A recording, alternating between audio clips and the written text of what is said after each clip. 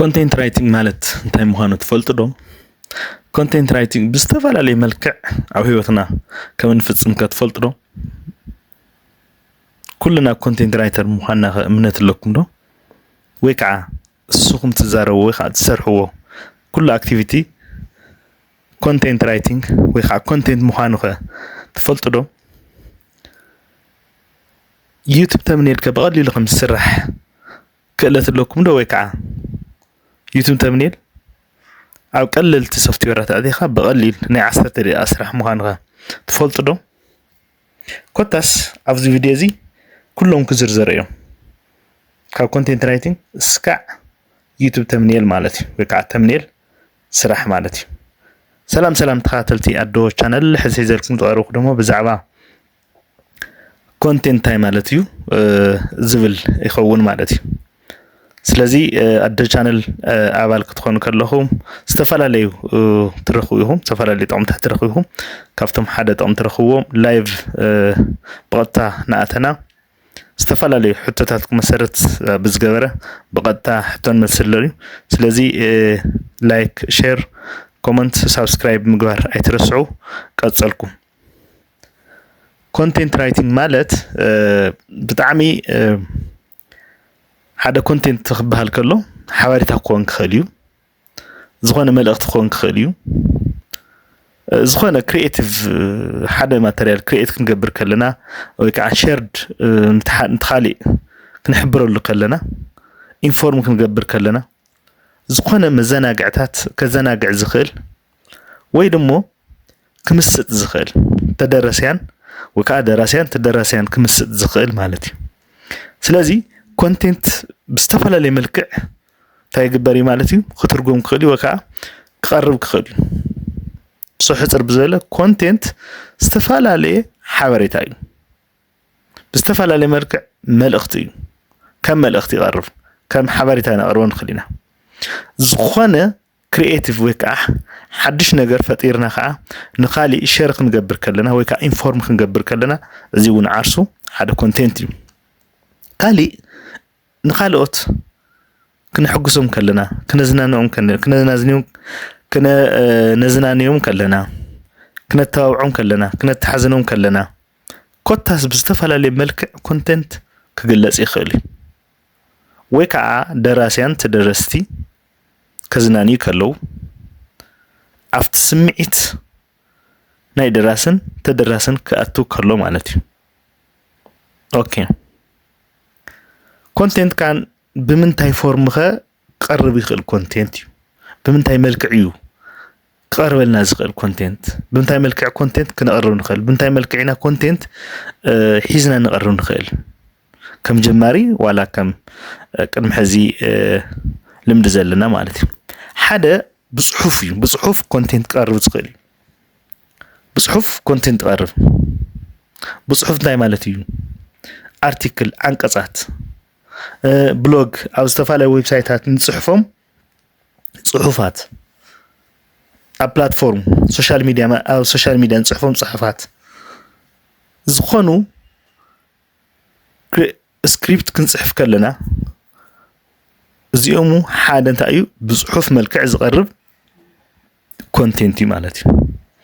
ካልኣይ ኮንቴንት ብቪድዮ ወይ ከዓ ብቪዥዋል ክቐርብ ዝኽእል እዩ። መልክዕ ቀራርባ ኮንቴንት ብቪድዮ ወይ ከዓ ቪዥዋል ዝኾነ ነገር ማለት እዩ። ንኣብነት ብቪድዮ ክንቐርብ ከለና ሓደ ዓርሱ ዝኸኣለ ብዩቲዩብ ቪድዮ ማለት እዩ። ወይ ቲክቶክ ክኾን ክኽእል እዩ፣ ኢንስታግራም ክኾን ክኽእል እዩ፣ ሊንክድኢን ክኾን ክኽእል እዩ፣ ዋትስኣፕ ክኾን ክኽእል እዩ፣ ዝተፈላለዩ ፕላትፎርምስ ፌስቡክ ክኾን ክኽእል እዩ። ሶ ኣብዞም ፕላትፎርም እዚኦም ዝቐርብ ቪዥዋል ዝኾነ ቪዥዋላይዝ ተገይሩ ወይ ከዓ ቪድዮ መሰረት ገይሩ ዝቐርብ ማለት እዩ። ሉክ ኤግዛምፕል እዚ ሕዚ ዝቐርብ ዘሎ ኤድያ ኮንቴንት እዩ። ዝኾነ ስእሊ ትርኢ ኣለኹም፣ ዝኾነ ስእሊ እዚ ስእሊ እዚ ዓርሱ ዝገልጾ እንታይ ኣለዎ ማለት እዩ ኮንቴንት ኣለዎ።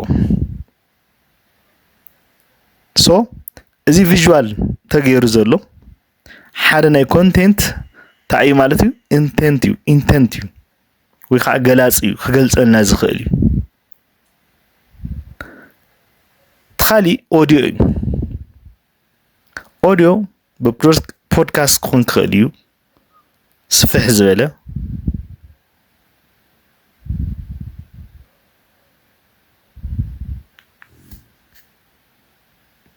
ብፖድካስት ክኾን ክኽእል እዩ ብዝተፈላለየ መልክዕ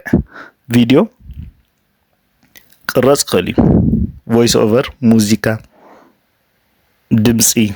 ብምሃብ ማለት እዩ ካልእ ብግራፊክስ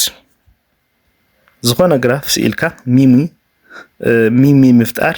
ወይ ከዓ ፖስተር ብምልጣፍ ኢንፎግራፊክ ምስራሕ እዚኦም እውን ዓርሱ ዝኽኣለ ኮንቴንት እዩ ማለት እዩ ካልእ ኢንተርኣክቲቭ ዝኾነ ሕቶ መልስን ኒውስሌተር ሶፍትዌራት ዝኾነ ምስቲ ሶፍትዌር ጌምስ ንዮ ሓቀይ እሶም ዓይነት ማለት እዩ ስለዚ ኮንቴንት ክሪኤተር ክንብል ከለና ሓደ ሰብ ዝኾነ ሓድሽ ሓሳብ ከቕርብ ከሎ ብዝተፈላለዩ መሳርሕታት ማለት እዩ ሓደ ቴክስት ብጽሑፍ ክኾን ክኽእል እዩ ካልኣይ ብቪድዮ ክኾን ክኽእል እዩ ብኦዲዮ ክኾን ክኽእል እዩ ብቪዥዋል ክኾን ክኽእል እዩ እዚ ሒዙ ቀሪቡ ንሰባት ከምህር ከሎ ወይ ከዓ ከተባብዕ ከሎ ወይ ከዘናግዕ ከሎ ብቻ ኮታስ ዝተፈላለዩ ስራሕቲ ክሰርሕ ከሎ ኣብ ሶሻል ሚድያ ኣብ ዝተፈላለዩ ፕላትፎርምታት ኣብ ብሎግ ኣብ ዌብሳይት እዚኦም ክሰርሕ ከሎ ኮንቴንት ክሪኤተር እዩ ከዓ ኮንቴንት ፈጣሪ ንብሎ ማለት እዩ ኮንቴንት ፈጣሪ ክንብሎ ንኽእል ኢና ስለዚ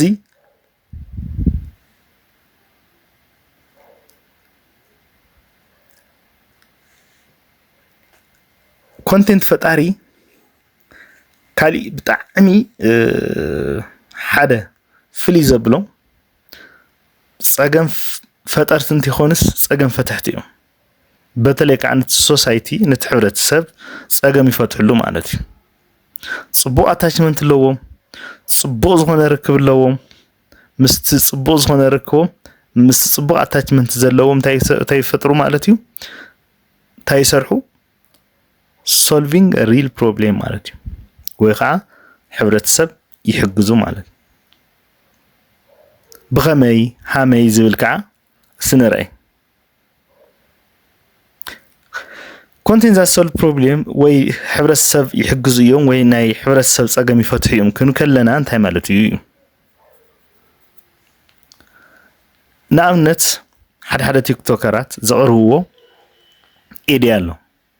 እቲ ኤድያ ዝተፈላለዩ ሓሳባት ሒዞም ቀርቡ ከለው ናይቲ ሕብረተሰብ ፀገም ንምፍታሕ ላዕሊ ታሕቲ ክብል ከለው እዚ ዓርሱ ዝኽኣለ ሓገዝ ንሕብረተሰብ እዩ ወይ ከዓ ዝኾነ ዋጋ ምሃብ ልዕሊ ዋጋ ምሃብ እዩ እቲ ልዕሊ ዋጋ ክትህብ እንተኮይንካ ተኸታልካ እንታይ ትፅብልካ ማለት እዩ ተኸታል ትረክብካ ማለት እዩ ምክንያቱ ምስቲ ሕብረተሰብ ኢንጌጅመንት ወይ ከዓ ርክብለካ ማለት እዩ ምክንያቱ ኣብቲ ሕብረተሰብ እንድሕር ፀገም ክትፈጥር ኮይንካ ናይቲ ሕብረተሰብ ፀገም ክትፈትሕ እንተኮይንካ እንታይ ትሰርሕ ኣለካ ማለት እዩ ትረስት ኣሎ ቅርበት ኣለካ እምነት ኣሎ ተኣማንነት ኣለካ ስለዚ ብጣዕሚ ካብ ካሊእ እንታይ ኢኻ ማለት እዩ ተፈታውን ፓወርፉል ዛን ኤኒ ማርኬቲንግ ማለት እዩ ወይ ከዓ ካብቶም ካልእቲ ብጣዕሚ ተፅዕኖ ፈጣሪ ኢኻ ማለት እዩ ንኣብነት ፕሮብሌም ሶልቪንግ ዝበሃል ኮንቴንት ከመይ እዩ let's say problem solving content ዝበሃሉ ሓደ when people don't know how to manage money ምናልባት ሰባት ብዙሕ ገንዘብ ክህልዎም ይኽእል ግን ማኔጅመንቱ ወይ ምሕደራ ከኣውዮም ይኽእል ስለዚ ንስኻ እንታይ ትሰርሕ ማለት እዩ how to manage ኢልካ ወይ ከዓ ዝኾነ 1 ሚልዮን ቅርሺ ከመይ ጌርካ ኣብ መዓልቕ ክተውዕሎ ኢልካ በጀት ኣውፂኻ ንትሰውሱ ክተምህር ከለኻ እዚ ዓርሱ ዝኽኣለ እንታይ ማለት እዩ ፕሮብሌም ሶልቪንግ ምክንያቱ ቅርሺ ኣለዎ ግን ከመይ ክጥቀመሉ ከም ዝኽእል ኣፍልጦ የብሉን ስለዚ ነገር ካዮ ግን ኣፍልጦ ይፈጥርሎ ማለት እዩ ኣፍልጦ ይትሕዝሎ ንሱ ማለት እዩ ስለዚ ከምዚ ዓይነታት ዝበለ ስራሕቲ ዝሰርሕ ሓደ ፕሮብሌም ሶልቪንግ ማለት እዩ ካሊእ ምናልባት ተምሃሮ እንግሊዝኛ ክእለቶም ንክዓቢ ዝሰርሖ ቱቶሪያል ክኾን ክኽእል ፖድካስት ክኾን ክኽእል ስለዚ ብሕድሕድ ግራማቲካሊ ከመይ ጌርኩም ተምህር ብሕድሕድ አክቲቪቲታት ስፒኪንግ ከመይ ጌርኩም ተምህር ከመይ ጌርኩም ክምሃሩኩም ዝግብኦም ከመይ ጌርኩም ክዕወትኩም ዝግብኦም እዚ ስራሕቲ ትሰርሕ እንተ ኮይንካ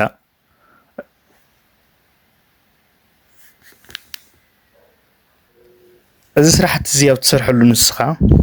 ወይ ከዓ ነዚ ንምፍታሕ ላዕልን ታሕትን ትብል ትኾንካ ሓደ ናይቲ ተምሃራይ ፀገም ትፈትለኻ ማለት እዩ ካሊእ ኮሙኒኬት ፌስ ፖሊሽን ማለት ምናልባት ዝኾነ ብክለት ከጋጥም እንተኮይኑ ኣብ ከባቢኻ ፅሬት ከመይ ከም ዝካየድ ከተማኻ ብፅሬት ከመይ ከም ትሕዝ ከባቢኻ ከመይ ኣዌርነስ ምፍጣር ማለት እዩ ኣዌርነት ፈጠር ትኾንካ ሓደ ሶልቭ ፕሮብሌም እዩ ምክንያቱ ሕብረተሰብ ከመይ ገይሩ ክነቅሕ ከመይ ጌርካ ከንቅሖ ከም ዘለካ ስራሕ ሰሪሕካ ማለት እዩ ወይ ከዓ ሞቲቬሽናል ስቶሪ ክትሰርሕ ተኮይንካ ሞቲቬት ትገብር ትኮንካ መናእሰያት ዝተፈላለዩ ሞቲቬት እናገርካ ትኸይድ ትኮንካ እዚ እውን ሓደ ዓርሱ ዝኸኣለ ፕሮብሌም ሶልቪንግ ምክንያቱ ብዙሕ ሞቲቬት ዘይኮኑ ብዙሕ ኣብ ድቀት ዘለው መናእሰያት ስለ ዘለው ወይ ከዓ ክፋል ሕብረተሰብ ስለ ዘለው ወይ ከዓ ዝተፈላለዩ ትሮማ ስለ ዘሎ ማለት እዩ ስለዚ እዚታት ፈንፂኻ ክትኸይድ ከለኻ ማለት እዩ ካሊእ ከመይ እዩ ዝሰርሕ እዩ ኮንቴንት ከመይ እዩ ዝሰርሕ ንምንታይ ኢና ንሰርሕ ኮንቴንት ሓደ ፐርፐስ ድሪቨን ስለ ዝኾነ እዩ ፐርፐስ ድሪቨን ማለት ሕብረተሰብ ብጣዕሚ እዩ ዝፈትዮ ስለዚ ብጣዕሚ ዝፈትዎ ስለ ዝኾነ ብዝዓለም ሰው ለውጢ ከምፅእ ዝኽእል እዩ ካልኣይ ናይ ምትእስሳር ባህሊ ኣለዎ ናይ ምትእስሳር ባህሊ ኣለዎ ምክንያቱ ዝኾነ ሓቃዊ ነገር ወይ ከዓ ኣብ ዓለም ዘሎ ኢሹ ክትፈትሕ ወይ ከዓ ክትቐርብ እንተለኻ people feel heard address real issue ማለት እዩ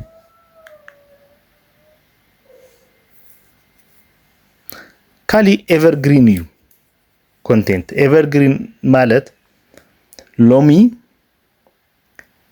ተጠቂምካሉ ጽባሕ እውን ትጥቀመሉ ትኽእል ማለት እዩ ንኣብነት ኤቨርግሪን ማለት ሓደ ፀገም ክትፈትሕ ከለኻ ንብዙሕ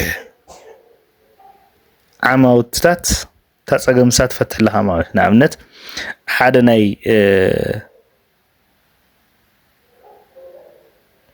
ገንዘብ ኣተሓዛ ፀገም ዘለዎ ማሕበረሰብ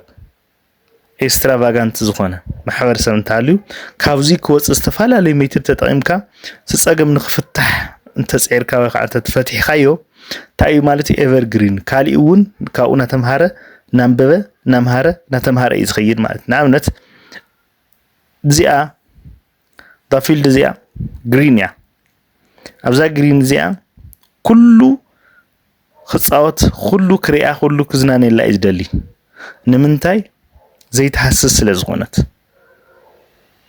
ስለዚ ኤቨርግሪን ማለት ፕሮብሌም ሶልቪንግ ከዓ ማለት ከምኡ እዩ ፀገም መፍትሒ ተቐሚጥካሉ ኩሉ ግዜ እዛ ፀገም ንሳ ኣይትቕፅልን እያ እቲ ሕብረተሰብ ግን ይቕፅል እዩ ሶበኣ ከም ዝኸይድ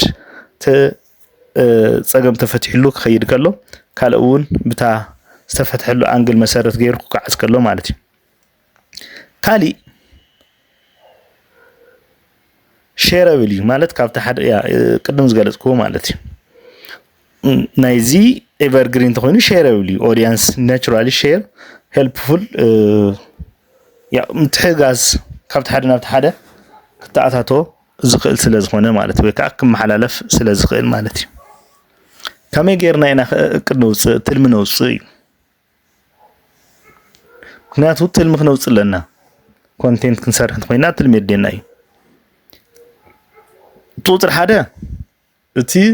ሶሻል እሹ ዝበሃል ናይ ሕብረተሰብ ማሕበረሰብ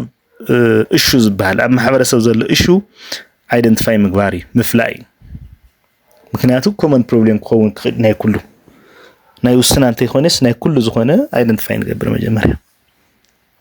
ዘን አይደንቲፋይ ምስ ገበርና بزعما identify زغبرنا issue ወይ ከዓ problem fact نقلش مالتي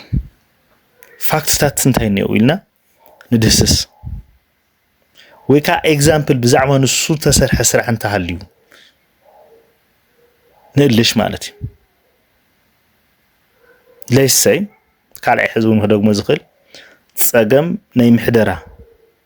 ገንዘብ ዘለዎ ማሕበረሰብ ስለዚ ተፈሊና ከመይ ገይሩ እዩ ዝኾነ ዓድታት ናብ ሃፍቲ ተቀየራ ዝዓበያሉ ምክንያት ከመይ እዩ ከመይ ገይረን ተቀየረን ዓበለ ዓድታት ከመይ ገይረን ጸገም ፈቲሑና ዝብል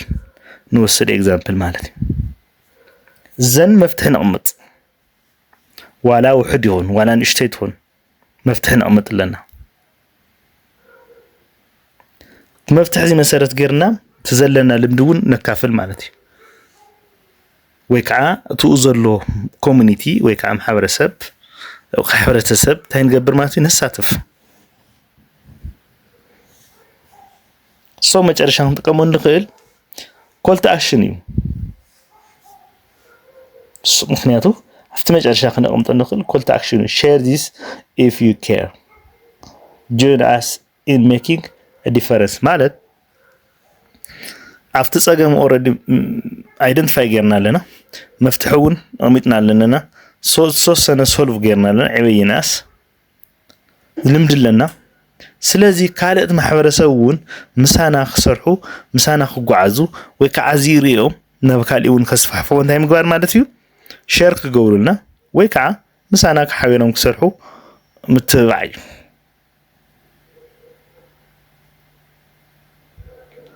ስለዚ ስራሕና ዝኸውን ለ ማለት እዩ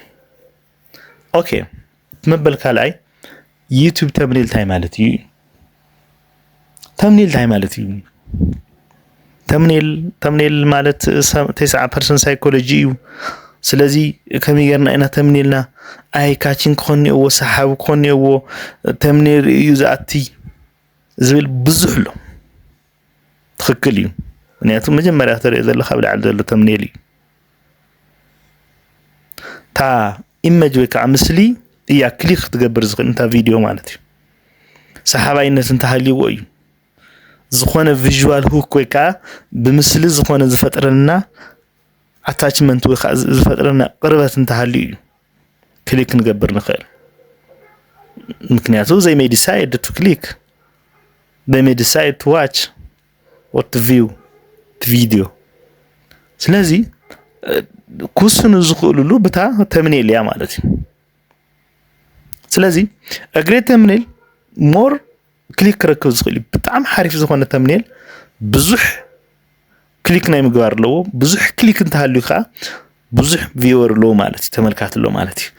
ብዙሕ ቪወር እንተሃልዩ ከዓ ያው ብዙሕ ሰብስክራይበር ሎ ማለት ሰብስክራይብ ገበርካ ቤተሰብ ይኸውን ማለት እዩ ኦኬ ስለዚ ከመይ ገርና ንፈጥር እዩ ከምዚ እንድሕር ኮይኑ ተምኔል ፓወርፉል እንድሕር ኮይኑ ተምኔል ዝኣክል ፓወርፉል ተኮይኑ ተምኔል ከመይ ገርና ኢና ንሕና ከዓ ሞር ክሪኤተር ሞር view more subscriber ክንረክብ ንኽእል ኢልና ኢና ሓደ ንወስዶ ማለት ስለዚ እዚ ንሪኦ እንታይ እዩ ስቴፕ ብስቴፕ ወይ ከዓ ደረጃ ብደረጃ ሓደ ናብቲ ሓደ ካብቲ ሓደ ናብቲ ካልኣይ ናልና ክንኸይድ ኢና ማለት እዩ ስለዚ ቁፅሪ ሓደ understand the purpose እዩ ዓላማኡ ምርዳእ እዩ purpose እንድሕር ይፈልጥናዮ ምክንያቱ ቅድሚ መፅሓፍና ወይ ከዓ ዲዛይን ምግባርና purpose እንታይ እዩ ኮንቴንትና እንታይ እዩ ብዛዕባ ኮንቴንትናስ እንታይ ዝመስል ወይ ከዓ ኣነ ሰባት ክርእይለይ እንታይ እየ ክገብር ዘለኒ ምክንያቱ ኣነ ባዕለይ ተመልካት ክኸውን ክኽእልኒ ኣብቲ ስራሕ ወስ ኣነ ባዕለይ እንታይ ክኾንኒ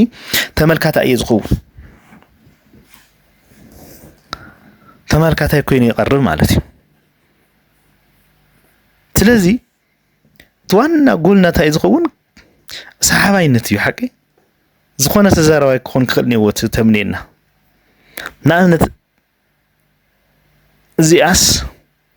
እንታይ እያ ሕዚ ንኣብነት ከምዚ ዓይነት ነገር ኒኣ ሓቂ ዝኾነ ሰሓቢት ዝኾነት ኣላ ሶ እዛ ሰሓቢት እዚኣ ክሊክ ገይርካ ንምእታይ ትሕግዘና እያ ስለዚ ዝኾነ ኤክስፒሪየንስ ክገብረና ዝኾነ ነገር ክሕብረልና ዝኽእል ምዃኑ እዩ ዘርኢ ዘሎ እዚ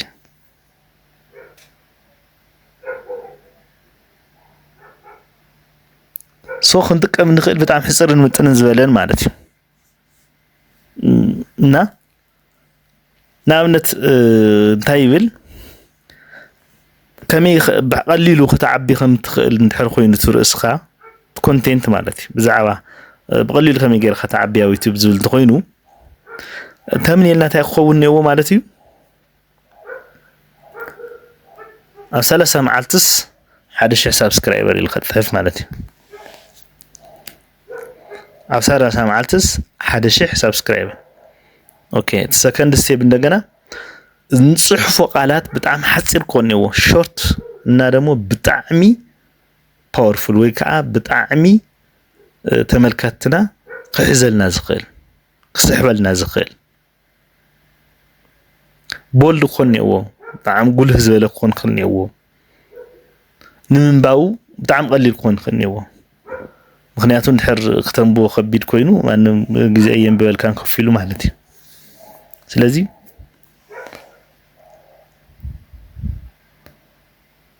كنت كمون نغبئنا عرس نسوس لازخونه نمنباو إنا مجمريا سرحنا نمنباو زخون نجر كنفلي كنخلنا مالتي نمنباو زخون تنباب ديو أي نبابيو نعزي نباب كوينو خبيديو مخنياتو كمي غيرنا إيموشن نفتر صوف كل جزء انتهي هنتكلم نخل قصرتات زخونه دمو باور وورد سبحالو لو طعمي سبات ودياو نكسحو زغلو باور وردس سلازي بطعمي ماكسيمم نتقم نخل كا 5 وردس لعل كون يولنيو سو كونتراست هنا باك جراوند زخونه كلرو فلي زله كون كنيو كالي تاي نتقم لنا نعملت تايتل how to make money on YouTube انتخوينو how to make money on YouTube انتخوينو كمي غيرنا غنزن نسرح على YouTube انتخوينو تمنينا تنقبل مارتيو earn 500 per week او سومنسي كندزي رخاب بحصرا مالتي per week لنا ناو نسكن تايتلنا learn photoshop in 10 minutes انتخوينو beginner to pro fast زل حصر بزولت beginner to pro حصر بزوله مالتي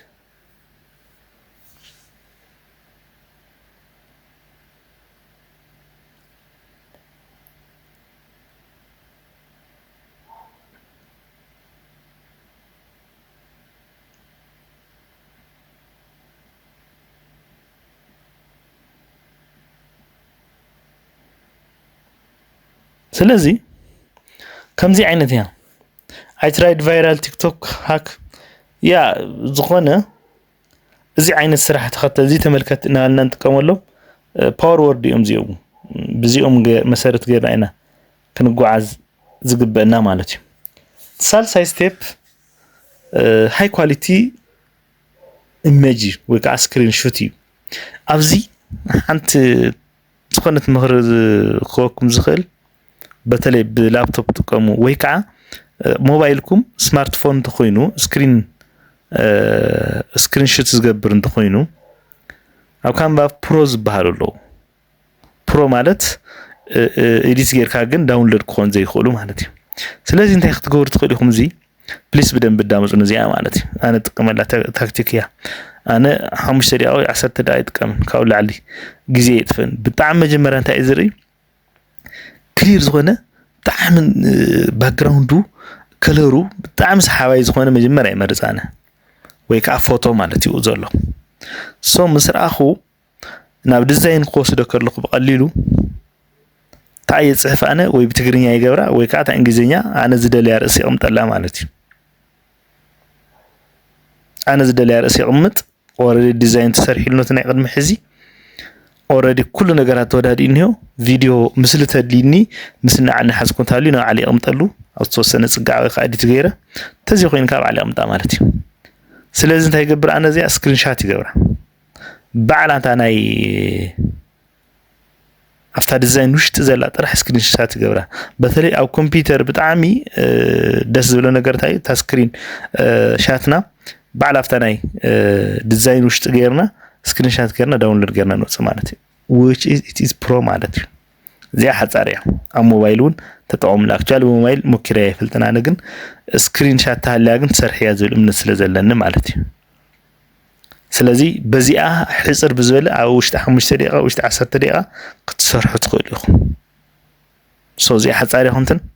تام حصاريا طرح تغيروا انت انسكم صحف نداليو تصحف سدليت غورو رايت كليك تغيركم يطفئ مالتي سلازي this is my advice بدن بحزوا زخونه صقم تفطيركم كليك مانو كومنت صحفوا لي ويكا قدم حز تقملوا نوركم كانفا خمي غيركم يخو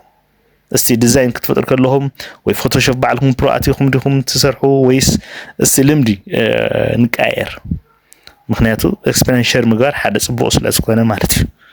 ناتي اكسبيرينس بتلي ابرو زلو بتعمي تعز قبر كده ريكارد يزقبرهم سو زغير استفعل ليوتات غيرنا بعلي ملك يمصو مالتي زين داونلود يولو بحد سيري مصلي داونلود ሆነ لي ስለዚህ بو مسارت غير اسخد انلس ግን بتصحف تريو ዘለኹም زي ريزولوشن مسارت غيركم ክትሰርحوا ትخليكم بتي اب ዘሎ مالتي بسخمز غيركاو كسرح ስለዝخእል مالتي ስለዚህ ترى design with free tool يا Canva you design already تا زحبرلكم زلخ Canva يا سلازي او Canva اتينا نسرح لنا مهنات بيست يوتيوب Canva سلازقنا مالتي Canva بتعمي بيست يو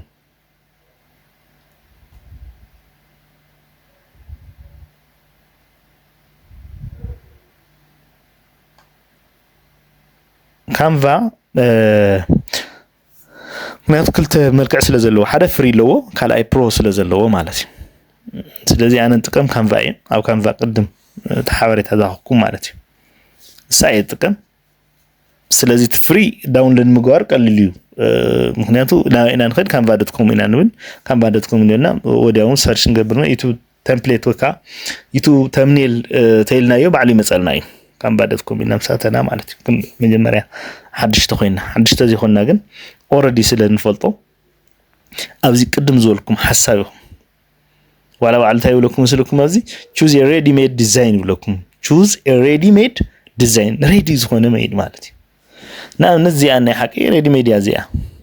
سلازي أنا نحزي دلخون زي أنو تهي قبرن زي أني تفعن مالتي زي أني تفعن سوي كعزي أنت حتقول قلت ورد زلا زي أيد الأخوان يدفع سو أي زخم زلو تطعيمه زخونه زي يصحفوا للأخو مالتي ذاتيس choose ready made استدعوا له استدعوا مسارات كيدنا replace text and image with your own يا زي أنا تكم بزي أيان بزا ستيب زي تكم بروز اللي يوصده already تايقبر كاو حدد يغيرن تنصحفنا بعلي يتكملن سلازي image እንደገና تهليني يأتي تزيخين كعت زولي تطعيم يخير مالتي نا علي قد محزق متقوه تطعيم خير مالتي الكلر adjust قبر تكونيكم adjust color مالتي ግን انا فونت adjust ልገብር فونت ማለት ሳይዝ ናይቲ ጽሑፍ ጥራይ adjust قبر color already ስለዘሎ ትጥቀም ትኽእልኻ ኣብቲ ጽሑፍካ color ግን ዝተፈላለዩ መልክዕ ዘድምቕልካ ክትጥቀም ትኽእልኻ ሶ ስለዚህ ዳውንሎድ ኮን ከሎ ብኽልተዚ በPNG እና በJPG JPG كونيو obviously download كتقولوا نتخوينكم بزيهم تقولوا download زيهم لكم تخوينكم تجمعولي بسكرين شات غير خوكساد سلازك كأل مالتي سلاز بزمل كعزي متقامي كالي so بحثيرو color استفعل عليكم مرسو تخليهم good color combinations بحالو yellow plus black bold نا كاتشي مالتي good colors بحال زي مجمرة يلو مدو تغورو كاوم بلاك تغورو قيحنا ጻዕዳ زيهم strong contrast يوم بلونا يلو trust and excitement እዮም ዝሕብሩ ስለዚህ بزي ተጠቀሙ ዝሓሸ እዩ big clean font like አንቶን ግዛዕ ዝብሉ ባስኒ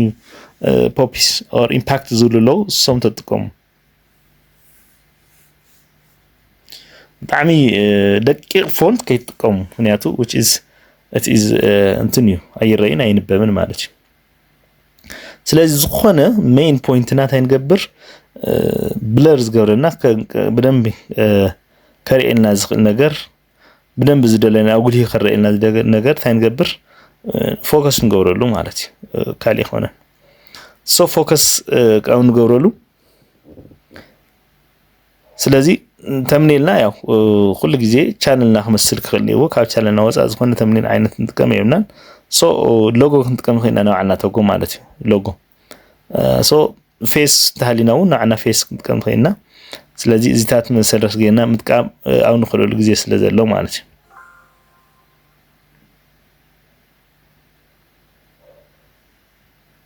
ስለዚህ بزعاوي يوتيوب ستوديو CTR نا كليك سروريتنا تحت حمشو تخوينو تكستنا كلر كنغير لنا مالتي تحت حمشو تخويننا مالتي سو فورمولا لابزيا كل غزي ايموشنز فترنا تخوين سري ارز بحالو توم سري ار حدا ايموشن فاشال رياكشن سخونه فيلينج انرجي نكبرهنا بولد كارل تقام expectation curiosity and story hint كنتقام مالتي زيوم تنتقام example work flow نتاليو ያው ቪዲዮ